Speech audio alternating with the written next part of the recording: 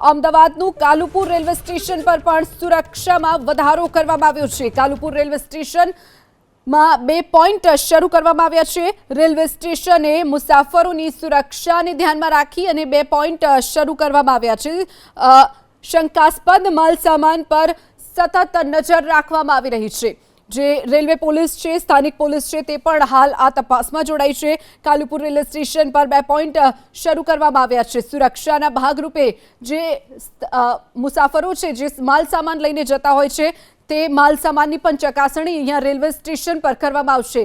અમદાવાદનું Kalupur railway station, જ્યાં સુરક્ષાના ભાગરૂપે આ માલસામાનની પણ તપાસ કરવામાં આવી રહી છે।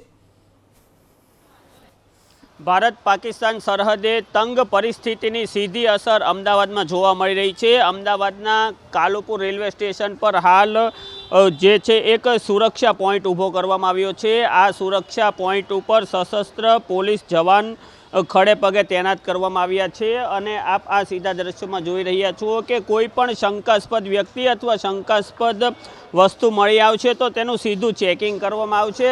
દેશના કેટલાક એરપોર્ટ પર બંધ કરવાને કારણે જે ઘસારો છે તે રેલવે પર હાલ આવી રહ્યો છે અને રેલ પ્રવાસ માટે મોટી સંખ્યામાં પ્રવાસીઓ આવી રહ્યા છે।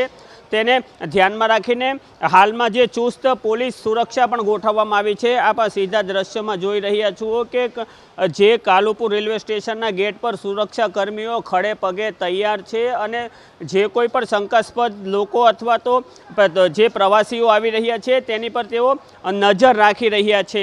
આમ કહેવાય કે જે ભારત પાકિસ્તાનની સરહદે જે પરિસ્થિતિ છે તેની સીધી અસર અમદાવાદમાં પણ જોવા મળી રહી છે।